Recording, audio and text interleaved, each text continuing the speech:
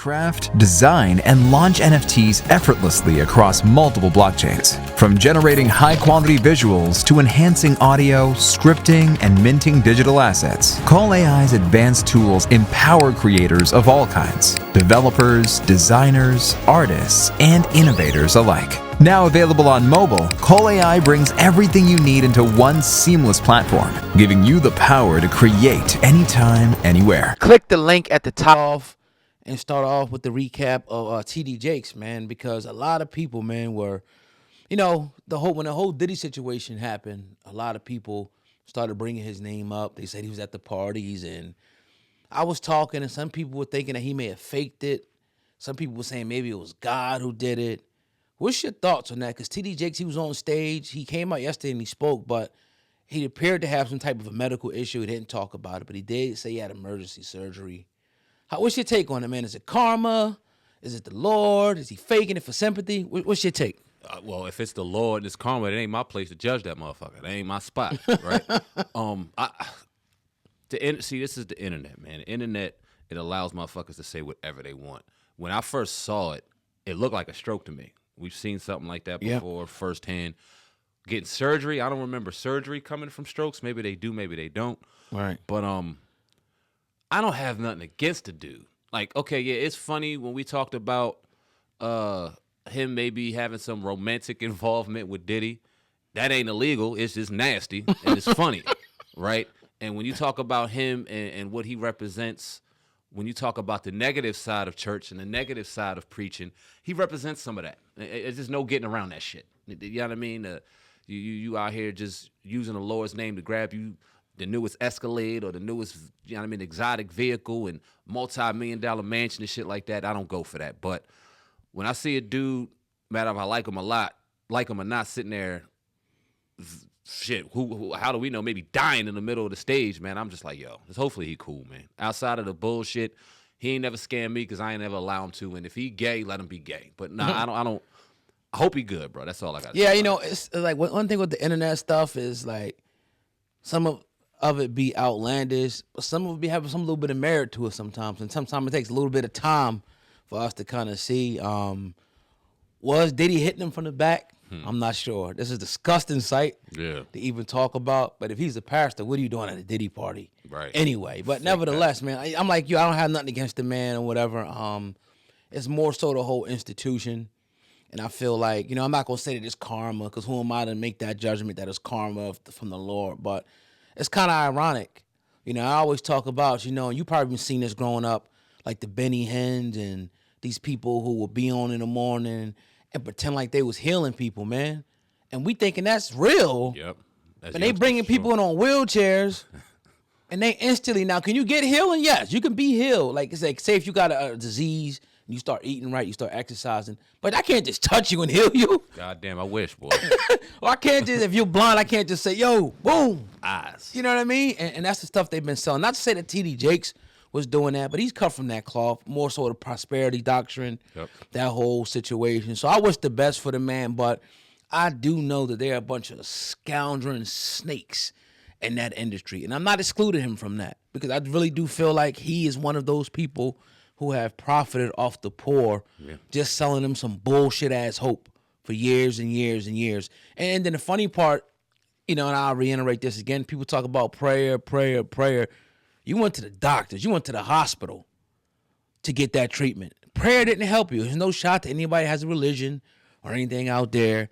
But it's funny how they tell the people in the church to pray for everything, pray for your breakthrough, pray for your healing. But you go to the doctors for yours. I think it's hypocritical. It is, because you tell people to pray without putting in work behind it. You tell people to pray and just want them to sit there blindly and thinking there's some invisible energy forces that's going to go ahead and bestow the blessings that they just prayed for. Shit don't work like that, bro. Right. You could pray all you want, but if you ain't out here working for that, if you ain't out here grinding and putting your foot to the pavement and trying to get that shit on top of prayer, good luck.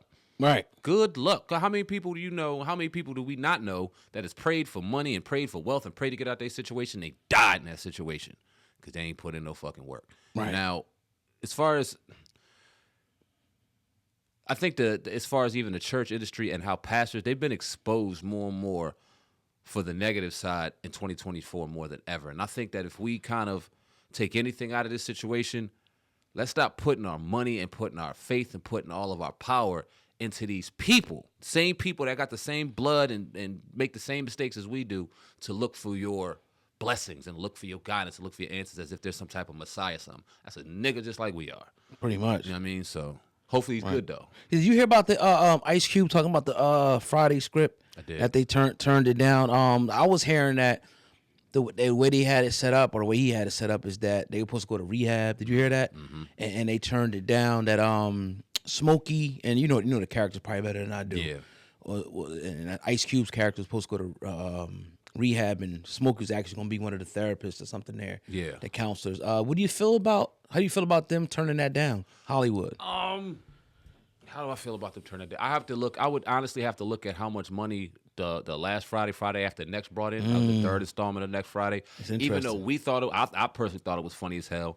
It wasn't the first Friday. None of them were. I don't think we'd ever get that back. It would be more that zany comedy that we got from next Friday and Friday after next. But I think it's all about bread. If it don't make dollars, it don't make sense. And if Friday after next didn't bring in the type of money and cachet that they were looking for, then why put out millions upon millions of dollars unless Cube's going to put it out himself to distribute a movie where, okay, how's it going to be? First off, where's it going to be released? Netflix, Prime. It's going to have to be. It's not going to have a movie release because nobody's going to go watch it. As much as we love it, I love Friday, but you look at how he laid out that script in this day and age. Who's going to watch that in a movie theater? Not a lot of people. So you're going to have to put it in streaming. Are they going to recoup the same amount of money? Who knows? When was this presented? Who knows? If this was presented 10 years ago, then they should have did it. If it's the last 3 years or so, then I can understand why they didn't. But to me, when I first hear that, I think about money. Can they recoup that shit? Because it's a lot of money to make a movie. So would I have loved to see it? Of course. Would it give you the same laughter and joy that the first three gave you? Hell no. Kind of like Coming to America and Beverly Hills Cop and all these other sequels that we see kind of get brought back after years. But to me, it's money. But what's your thoughts? Nah, it's interesting. I didn't really think about it that way. I think most people are probably gonna get the emotion. We're like, "No, man, do it. Why y'all? They again. I want to see this." But yeah, it gotta make sense at the end of the day. Mm-hmm. Would I go to the movies and watch it? Probably not. If it came on Netflix, I might watch it. Maybe not. It depends. Because after the first one, it kind of, the second one was decent. It kind of was like, It got zany and that kind of. It got BET movie-ish a little bit. You know what I mean? No shot against people who do those, but you know what I mean? Like something like. So I mean, maybe they made the right decision. And then, like, you want to see these dudes go to rehab? All they're going to do is be in there smoking. We already know what's going to happen. That's what I'm saying. They're going to go in the closet and be smoking and shit. Like, I don't want to see that. Right. Niggas is grandpops in the fucking in rehab. Like, I don't want to see that. If they could write it to where it made sense for the day and age and still be funny, because I think Mike Epps is still funny as hell. Chris Tucker, even though he's not the same Chris Tucker we grew up in love, he's still funny as hell. It could work. But with that script, I don't know.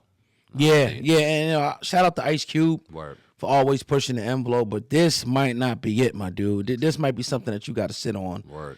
And maybe they made the right decision. My thing is, like, I guess I'm a little naive to it, but why don't we just do it itself? Maybe too much money to put behind it. That's interesting because you look at some of these people's net worths and you're like, they can do it. But it's a lot of money. I bet. It's 6, 7, 8 million probably to put out toward movies. I've done movies on a lower scale, and it was a lot of money to do those. Right. And if you don't recoup it, then you just lost it. And how do people recoup movies? How do they make these big old budget movies and recoup them? Well, they do world tours and they get deals with McDonald's and Burger King. They put out cups and novelty items, and they got to recoup that shit. So if Ice Cube don't see a way that he can get that and double that, or even get it back at least, it don't make no sense, man. Yeah,